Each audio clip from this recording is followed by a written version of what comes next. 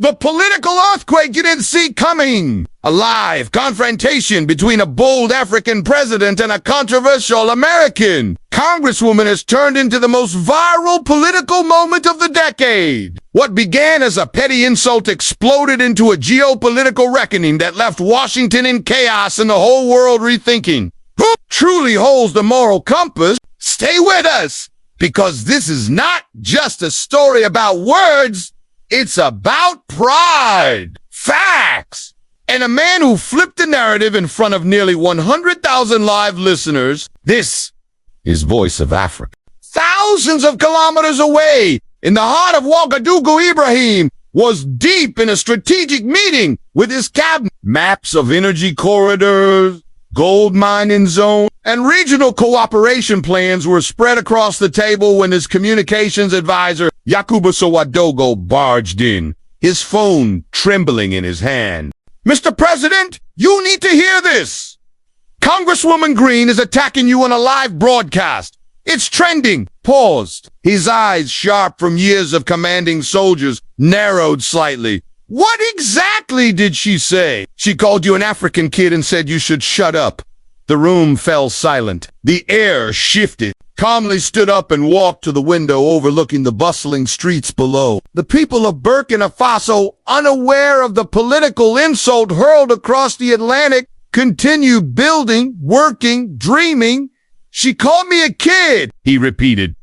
Yakuba nodded. Sir, the broadcast is still live and growing. Can you patch me in? Yes, but, sir, it's risky. It's unscripted. She'll try to humiliate you. Turn, the sun catching the glint in his eyes. Let's give the world a lesson in dignity. Look who wants to join, the African boy himself. Marjorie sneered as she accepted his request. Listeners poured in. 50,000, then 60,000. All eyes on the digital battlefield.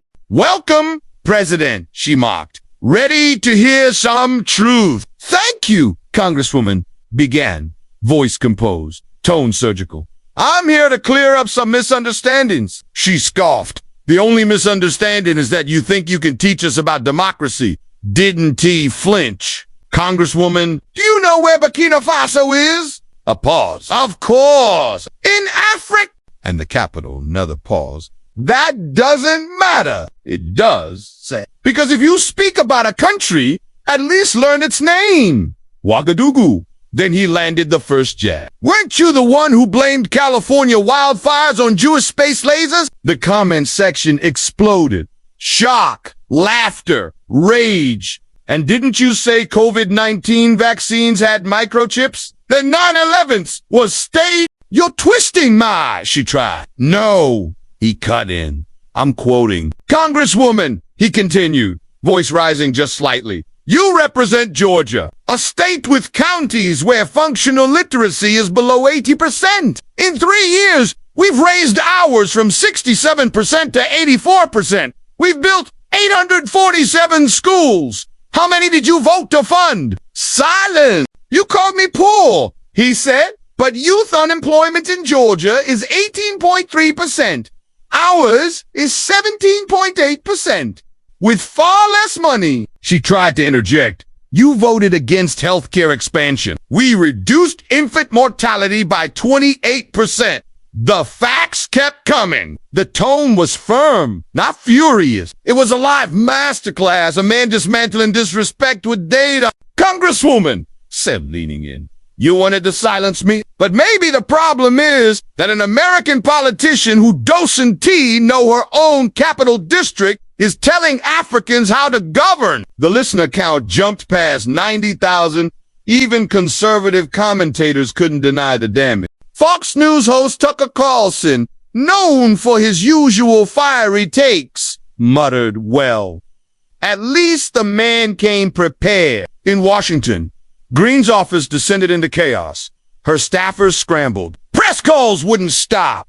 GOP members distanced themselves. She crossed a line. One senator said, even Trump posted, I respect prepared leaders regardless of country. America must remain civil. In Africa, phones rang off the hook. You defended all of us. said the president of Senegal. Incredible, said the Nigerian president. In the next 24 hours, CNN, BBC, Al Jazeera requested interviews. Hashtags like Din and hashtag Africa Rising went viral. Harvard scheduled a seminar titled, When Africa Speaks, the World Listens.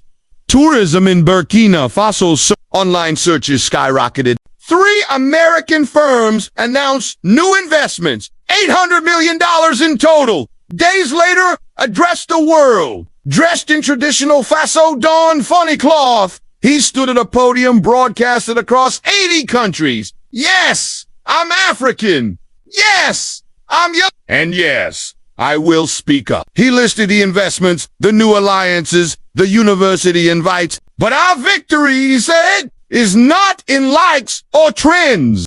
It's in proving that Africa can respond with facts, not fury. With honor, not insults. The audience rose. World leaders applauded. 15 million people watched live. 6 months later, Ibrahim was no longer just a national leader. He was a global icon. At the UN, he spoke on youth diplomacy. At Harvard, his case study was taught under the title, Turning Insult into Influence. Back in Georgia, Marjorie Taylor Greene faced primary challenges. Polls showed 67% disapproval. She had lost key committee assignments. The boy she mocked had redefined an entire continent's image. And in the gardens of Ouagadougou, walking beside his trusted aide Jara, looked at the stars and said, I didn't change Africa. I just reminded the world to stop ignoring us. This was not just a viral moment. It was a shift in narrative. From humiliation to heroism, from insults to inspiration. Didn't just win a debate. He won back the dignity of a continent. This is Voice of Africa. Subscribe now, because the next confrontation might just change the world again.